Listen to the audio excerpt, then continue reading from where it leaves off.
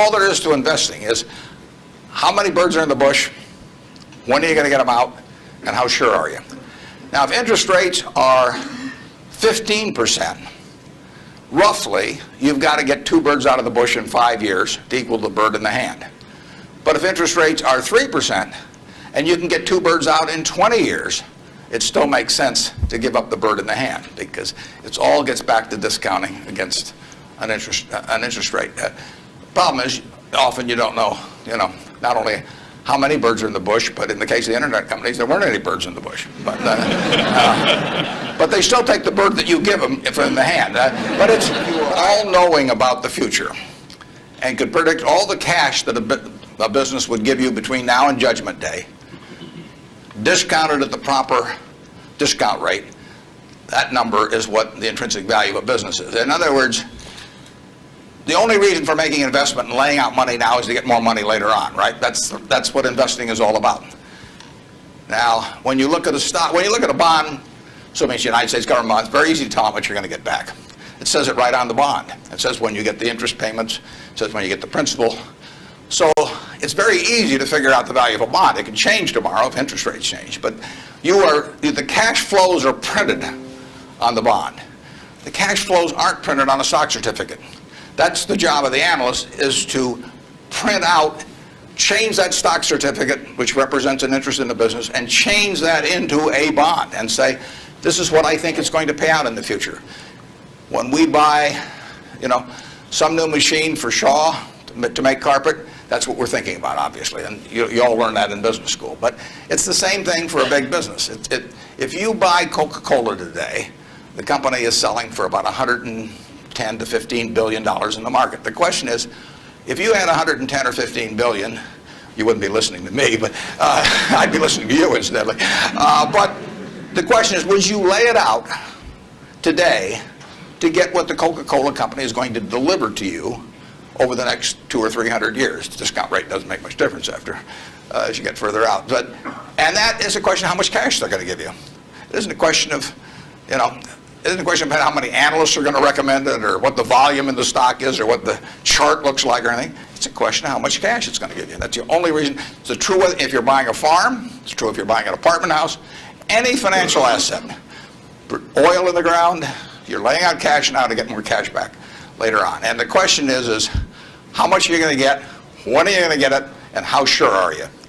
And when I calculate intrinsic value of a business, when we buy businesses, and whether we're buying all of a business or a little piece of a business, I always think we're buying the whole business, because that's my approach to it. I look at it and say, what will come out of this business and when? And what you really like, of course, is them to be able to use the money they earn and earn higher returns on it as you go along. I mean, Berkshire has never distributed anything to its shareholders, but its ability to distribute goes up as the value of the businesses we own increases. We can compound it internally, but the real question is, Berkshire selling for, we'll say, 105 or so billion now.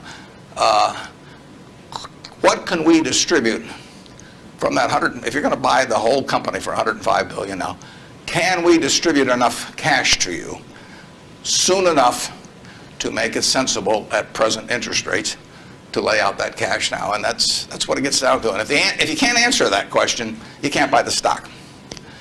You can gamble in the stock if you want to, or your neighbors can buy it. But if you don't answer that question, and I can't answer that for internet companies, for example. There are a lot of companies, there are all kinds of companies I can't answer it for, but I just stay away from those. Under which we're operating. We're generating right now $5 billion of cash a year at least. So it's $100 million every week. And just that, we've been talking here half an hour and I haven't done a damn thing. Gates says if I'd been born 5,000 years ago, I'd have been some animal's lunch, because I can't run very fast, and can't climb trees. I mean, and I could tell that animal was chasing me, wait till you see how I could allocate assets, But it wouldn't have made any difference. So here I am, I'm born now, just very, very lucky. And the odds when I was born in 1930, the odds were 50 to 1 against me being born in the United States. That's a terrible set of odds to face. And yet I was dropped down here.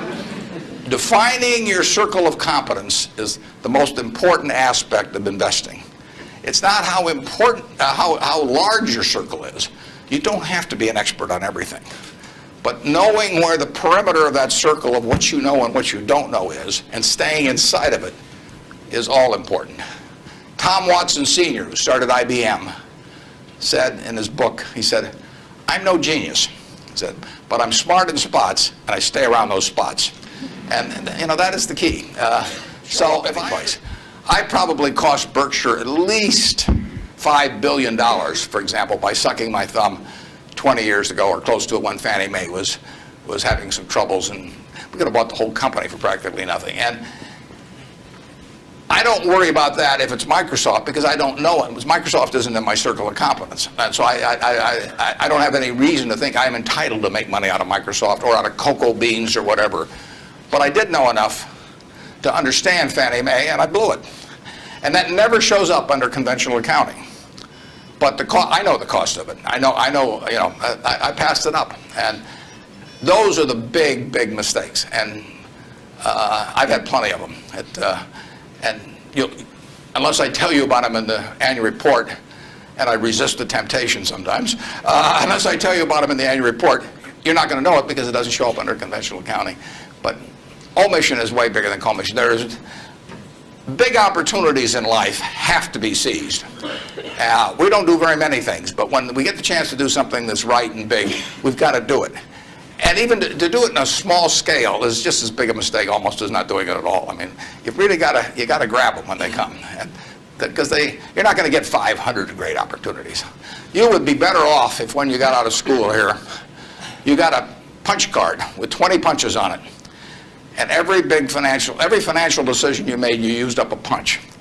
You'd get very rich because you'd think through very hard each one. I mean, you went to a cocktail party and somebody talked about a company, you didn't even understand what they did or couldn't pronounce the name, but they'd made some money last week and another one like it. You wouldn't buy it if you only had 20 punches on that card. There's a temptation to dabble, particularly during bull markets. In stocks, it's so easy. It's easier now than ever because you can do it online. Just you click it in and maybe it goes up a point and you get excited about that and you buy another one the next day and so on. You can't make any money over time doing that. But if you had a punch card with only 20 punches, you weren't going to get another one in the rest of your life. You would think a long time before every investment decision. And you would make good ones and you'd make big ones. And you probably wouldn't even use all 20 punches in your lifetime, but you wouldn't need to. And you look at those qualities that you don't like. If you see any of those in yourself, egotism, whatever it may be, selfishness, you can get rid of that. I mean, that is not ordained. And if you follow that, and Ben Franklin did this, and my old boss Ben Graham did this at early ages in their young teens. Ben Graham looked around and he said, "Who do I admire?" And he wanted to be admired himself, and he said, "Why do I admire these other people?" And he said, "If I admire them for these reasons, maybe other people will admire me if I behave in a similar manner." And he decided what kind of a person he wanted to be. And if you follow that, at the end, you'll be the person you want to buy 10% of. I mean, that's the goal in the end. And it's something that's achievable by everybody in this room. So that's the end of the sermon. Now let's talk.